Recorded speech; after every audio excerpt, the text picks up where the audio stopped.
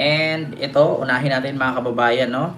Itong sagutan ni Marcoleta at Risa Hontiveros patungkol sa West Philippine Sea. So ito, mga kababayan, ako, wag po kayong matawa mga kababayan, at wag po kayong mainis. Si Marcoleta lang po yan.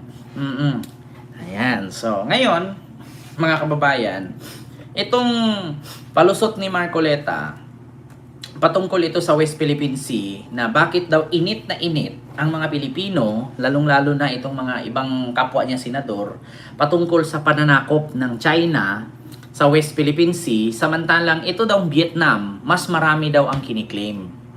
Ito yan.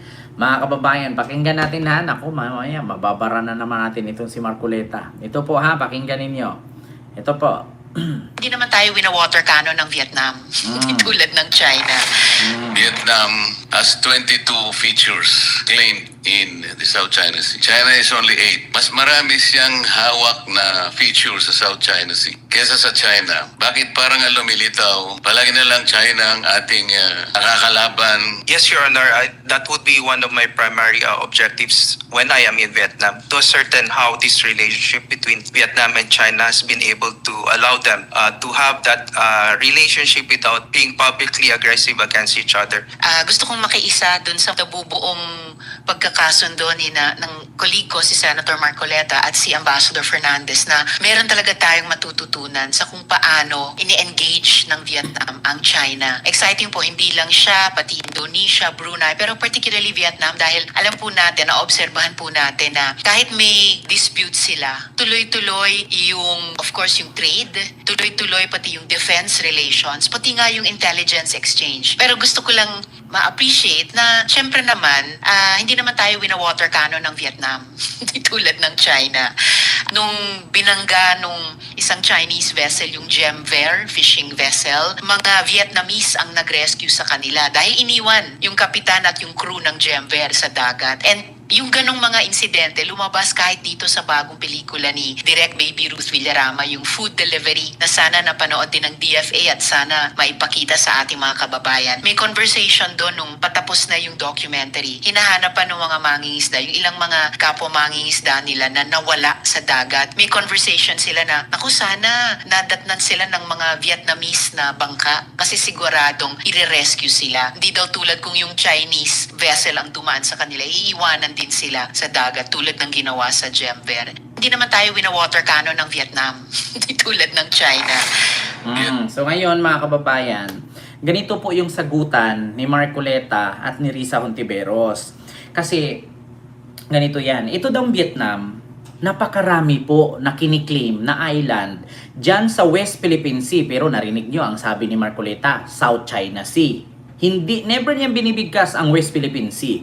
Bukod tanging Pilipino po, si Marcoleta lang ang kaisa-isang nagsabi na walang West Philippine Sea pero merong South China Sea. Ngayon mga kababayan, i-explain ko po sa inyo kung bakit si Marcoleta pinagpilitan niya na South China Sea at hindi West Philippine Sea. So ganito po mga kababayan, ipakita ko po sa inyo mapa ng West Philippine Sea. Ito po, pakita natin, West Philippine Sea. Ito po mga kababayan, ang mapa ng West Philippine Sea. Ipakita ko po sa inyo, ayan, kung nakita nyo, ayan po ang Pilipinas. Lakihan ko mga kababayan. Ayan ang Pilipinas, ito ang Spratly Islands or West Philippine Sea. So, ibahin na lang natin yung ibang image para klarong-klaro. Ito. Dito mga kababayan, kita nyo Ayan po ang Philippines. Ito yung hugis aso. Hugis aso kasi ang Philippines Ayan paa, ayan yung kamay. Or hugis rabbit. Parang aso o rabbit ang hugis ng Philippines. Parang tarsier. Ayan, hugis hugis. Basta hugis pusa, hugis aso, hugis rabbit. May kamay, may paa, may buntot, may ulo. So ayan po ang Philippines. So, ito po ang West Philippine Sea. Ayan, kung nakita nyo po, yung binilugan na yan, West Philippine Sea yan. Sakop ng Philippines ang West Philippine Sea. So, ito po ang Vietnam. Ayan po ang Vietnam. So, ngayon mga kababayan, ayan po ang, Taiwan. Hindi sa Vietnam Taiwan. Ito ang Taiwan sa ibabaw ng Philippines. So, ito po yung Vietnam. No? So, ang pinagpilitan ni Marcoleta marami daw kiniklaim na islang maliliit ang Vietnam. So, almost 13. Ang sa China daw is 8 lang. 8 isla lang daw ang kinakamkam ng China sa West Philippine Sea, samantalang ang Vietnam 13. Ngayon mga kababayan, kung ako Pilipino at may utak, hindi bayad ng China at hindi funded para sa eleksyon, no? Mas tatanggapin ko na ang Vietnam ang umangkin sa West Philippine Sea kasi malapit siya. Pero hindi ko matanggap na ang China ang umangkin sa West Philippine Sea na napakalayo niya. Sige nga, isipin ninyong mabuti, mga kababayan. Kung ikaw truly blooded Pilipino, pinanganak kang Pinoy, Pango, at pinanganak kang Bisaya, Ilonggo, Ilocano, Waray, Tagalog, kung ano pa ang salita mo, mas nanaisin mong tanggapin mo pang angkinin ng Vietnam ang West Philippine Sea kasi ilang dangka lang, kung tutuusin sa mapa, ayan na yung Vietnam. Ayan, Vietnam. Kaysa naman sa China na nandun sa tuktok. Sige nga, kung ikaw Pilipino, di ba lahat naman po ng Pilipino nakapag-aral naman siguro kahit elementarya. Alam naman po siguro natin magbilang kung ilang nautical miles. Alam po natin kung ilang kilometro po ang layo niyan. Ang China, ito po yung pula. Ayan, China. Andyan yung China. Andito yung Philippines. Ayan, ito yung West Philippine Sea. Ayan o, yung may guhit na yan. Ayan, ito yung West Philippine Sea. Ayan, itong area na to. So, dito, Vietnam. So, kung ikaw reactionin, kung ikaw tatanungin, tanggap mo ba na aangkinin ng Vietnam ang West Philippine Sea? Or tanggap mo na angkinin ng China ang West Philippine Sea? Biruin mo, dito sabihin natin 50 nautical miles. Dito, 120 nautical miles. Alin ang mas malapit? Yung 50 nautical miles o yung 120 nautical miles? Sige nga, paano nasabi ni Marcoleta na walang West Philippine Sea? Kasi meron South China Sea. Paano nangyari, di ba? Paano nangyari na matatawag mong South China Sea, yung buong dagat na yan, kung mas malaki pa ang Vietnam na tsansang malapit sa West Philippine Sea at meron pang Taiwan. Biruin mo, andyan yung Taiwan. Andito yung Vietnam. Ang lakas ng loob ng China na mang-angkin na sa kanila daw ang West Philippine Sea. Sige nga, kung ikaw si Marcoleta, bakit mo nasabi na pagmamay-ari ng China ang West Philippine Sea, samantalang nandito naman ang China sa taas? Di ba? Ayan yung China. Ayan yung may guhit pula na yan. Yung kalupaan na yan, China yan. Bago siya pupunta ng West Philippine Sea, dadaan siya ng Vietnam, dadaan siya ng Taiwan. Paano nangyaring pagmamay-ari niya ang West Philippine Sea? Nandito ang West Philippine Sea, nandun yung China sa taas, nandito yung Taiwan, nandito yung Vietnam. Paano nangyari na pagmamay-ari niya to? Sige nga. Kaya nagmukha siyang tanga eh. Kasi sabi niya, bakit natin pinagtatalunan? Mas maraming inangkin ang Vietnam sa West Philippine Sea, 13. 13 ka isla inangkin nila na sa kanila. Ang China, 8 lang. So bakit natin papayagan na ang Vietnam ang umangkin? Kaya sinagot siya ni Risa Hontiveros, ang Vietnam tumutulong sa mga naaksidenteng Pilipinong mangingisda.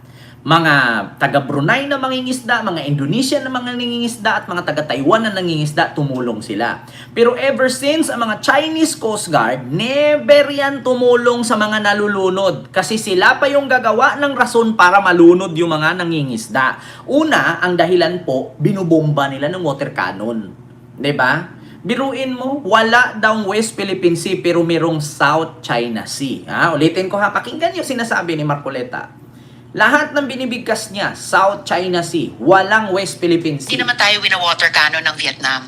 Tulad ng China. Vietnam has 22 features claimed in the South China Sea. China is only 8. Mas marami siyang hawak na 22 features pa nga sa daw, South hindi China Sea 13 kesa sa 22. China. Bakit parang lumilitaw? Palagi na lang China ang ating nakakalaban. Yes, Your Honor, that would be one of my primary objectives. Bakit daw palagi ang China ang kinakalaban ng Philippines? Ganito lang yan Senator Marcoleta Ganito yan. Simple lang yan. Bakit hindi kakalabanin ng Philippines ang China? Palibhasa kasi hindi mo nasubukan, sumakay ka ng barko ng mga Coast Guard, pumunta ka ng West Philippine Sea. Kung ikaw, bubombahin ka ng water cannon doon at maranasan mong matamaan ng water cannon, diyan mo masasabi na kung bakit tayo galit. Hindi ka pa kasi naka-experience na mataga ang daliri. Hindi mo rin na-experience na bubombahin ng water cannon. Sige, Senator Marcoleta, tanungin kita. Mag-meet tayong dalawa. Tapos paluin kita ng paluin yung ulo mo. Hindi ka ba magagalit? Senator Marcoleta, pag pinalo ko ba 5 beses yung ulo mo pag nag-meet tayo, ngingiti ka? Tanungin kita, Senator Marcoleta. Ngayon tatanungin mo, bakit ang Pilipinas laging nagagalit sa China? Sige, mag-meet tayong dalawa at paluin ko ng 5 beses yung ulo mo. Kung ngingiti ka lang ba at hindi ka magagalit? Napakasimple lang, di ba? Napakasimple na example.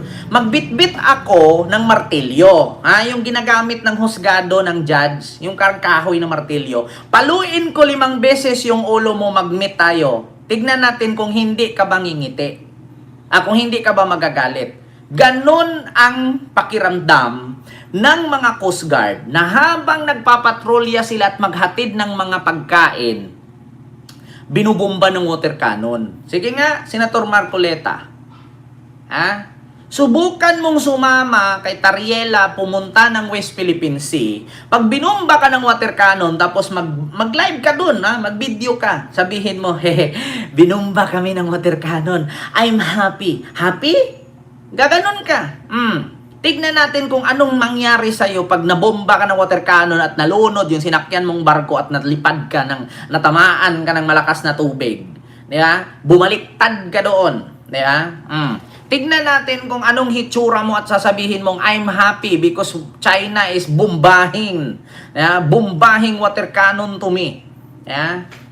Tapos tatanungin mo, bakit lagi China ang ating kalabanin? Ang Vietnam, inangkin nila 22, ang China 8 lang.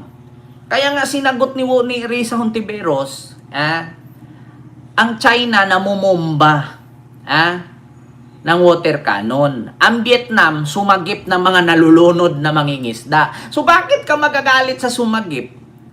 Bakit doon ka nagalit sa mga sumagip ng mga nalulunod ng nangingisdang Pilipino? Tapos yung nambubomba ng water cannon, ngingiti ka? Tangina, anong klaseng kabubuhan yan? Diba? At saka take note, Senator Marcoleta. Hindi lang po Philippines ang galit sa China, nandyan ang Vietnam, nandyan ang Brunei, nandyan ang Taiwan, nandyan ang Japan. Bakit hindi mo subukang isipin yan? Sige nga, porkit nakaharap mo yung ambasador, ganyan na ang depensa mo sa China, dapat doon ka sa China tumira. Di ba? Nang maramdaman mo. Kasi alam mo yung ginawa mo, Senator Marcoleta, hindi ka pro-Philippines, pro-China ka. Tandaan mo, ang bumoto sa iyo, taong bayan na nabudol mo sa kuryenteng 2,000, pababa, libre. Di ba? Tapos meron ka naman pinangako dun sa Hong Kong, 200 kilowatts, na consume, libre. Kita mo yan? Binoto ka ng mga Pilipinong nauto mo sa 2,000 Meralco consume na kuryente, libre, kaya ka nanalo. Tapos ang China ang ipagtanggol mo. Pagkatapos bombahin yung mga Coast Guard, sasabihin mo, hindi natin awayin kasi Vietnam. Di ba tignan mo mga kababayan, instead na ang sabihin ni Marcoleta, pwede naman natin pag-usapan yan. Pwede naman natin papuntahin dito yung mga panuuhin ng Chinese sa Senado, kausapin natin para matigil yung sigalot na yan. Pero alam mo ang sagot niya? Bakit China ang laging inaaway? Bakit hindi ang Vietnam? Tignan ninyo. Gusto pa niyang kaawayin pa ang Vietnam. Di ba? Gusto niyang kaawayin ang Vietnam. Instead daw of China, bakit Yes, Your Honor, hindi ang that would be Vietnam? Hindi naman tayo wina-water cannon ng Vietnam. Hindi tulad ng China. Diba? Vietnam has 22 features claimed in the South China Sea. China is only 8. Mas marami siyang hawak na features sa South China Sea kesa sa China. Bakit parang lumilitaw? Palagi na lang China ang ating nakakalaban. Yes, Your Honor, that would be one of Diba? Bakit daw palaging China ang nakakalaban? Mahirap mang intindihin yun, Senator Marcoleta. Ikaw kaya bombahin ng water cannon ng ilang beses, ngingiti ka? Sige nga, subukan nga natin magkita, tapos paluin kita 5 beses sa ulo. Anong reaksyon mo? Hindi ka ba magagalit? Kasi ang mga Coast Guard doon, binubomba sila ng water cannon, alam nga naman ngingiti sila. Yung barko na sinira ng mga putang inang Chinese Coast Guard na yan, Senator Marcoleta, ginastusan ng taong bayan yan, pera ng taong bayan, ng putang inang tax na yan, ang pinambili ng mga barko na yan. Tapos hayaan mo bombahin ng water cannon, matutuwa ka? Sige nga, Senator Marcoleta, tanong kita, yung mga barko na ginamit ng mga Philippine Coast Guard, yung mga barko na pinopatrolya at niroronda nila doon na binobomba ng water cannon, mga putang inang Chinese na yan, pera ng taong bayan yan. Hindi namin pinulot yan, pinaghirapan namin yan, pinagpagura namin yan. Para makabayad ng tax at ipambili ng mga mamahaling barko na sisirain lang ng water cannon, matutuwa ka?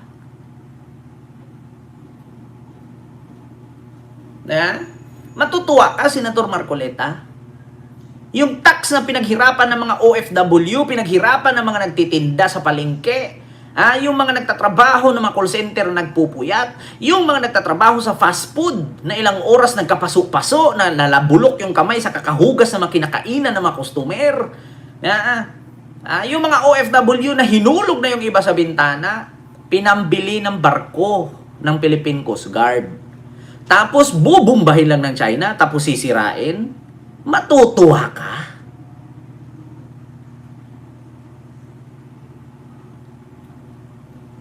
Diba? Matutuwa ka, Senator Marcoleta? Tapos sasabihin mo, bakit lagi na lang ang China ang pinag-iinitan? Lagi na lang China ang laging kinakalaban ng Pilipinas? Pwede naman natin pag-initan yung Vietnam. Kung binubumba tayo ng water cannon, malay natin, sige, punta tayo ng Vietnam, magbarko tayo doon, tapos pinagpapana tayo. Natural, magalit ka, pinagpapana ka, pinagbabaril ka. Wala ka namang nabalitaan. Bakit? Bakit, Senator Marcoleta, may nabalitaan ka ba ng mga Pilipino pinagtataga ng Vietnamese? May mga Pilipino na kinakatay ng Vietnamese Coast Guard?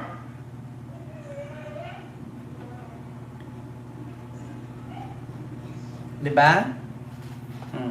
Wait lang po mga kababayan.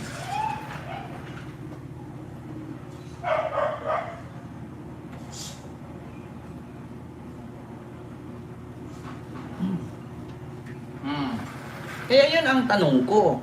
Diba? Yun ang tanong ko, Senator Marcoleta. Kaya ang mga Pilipino nagagalit dahil dyan. At saka, Senator Marcoleta, huwag nyo na pong pagpilitan na ang mga Pilipino hindi magagalit sa China. Kung pareho lang din naman DDS na katulad sa'yo ng utak mo, hindi talaga magagalit. Malay ba natin? Malaki ang bigay. Kung ako ba naman, vlogger, babayaran ng China para pupunta dun sa lugar nila at tuturuan paano gumawa ng fake news, talagang hindi ako magagalit. Bakit? Ikaw ba naman libre ka hotel, libre ka pamasahe, libre ang tour, libre ang seminar, talagang hindi ka magagalit. Diba? Ganun lang naman kasimple yan Kung ako ngayon, bigyan ako ng 1 million ng China, pupunta ako ng China, tapos mag-seminar ako doon, libre hotel, libre kain, libre tour, talagang hindi ako magagalit. Ganun yun. Pero kung hindi naman ako funded ng China, talaga magagalit ako. Bakit? Ano bang ginawa ng China? Para matuwa tayo. Diba? Ganun yun kasimple. Nako, Senator Marcoleta. Huwag ganun.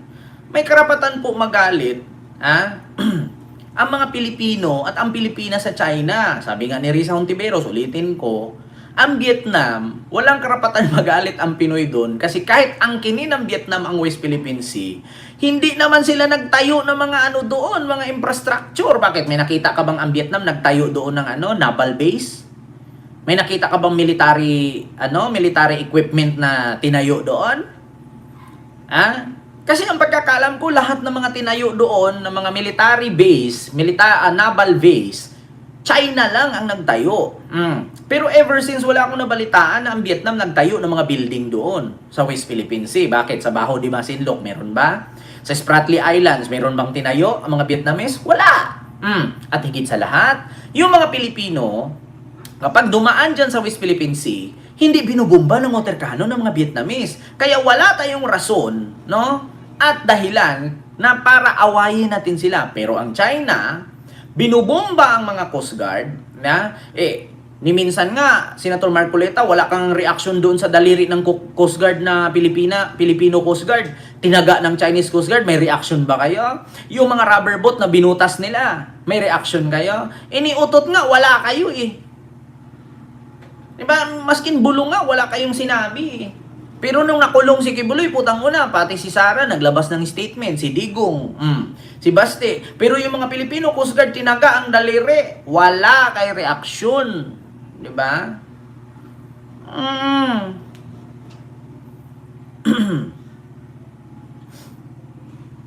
Diba? Ganun 'yun, mga kababayan. 'Di ba? Napaka-simple lang 'yan. Ay, nako. Buti pa sana yung buntot ni Marcoleta ang tinaga. Lahat libre. May pakimkim pa. Saan ka pa? 'Di ba?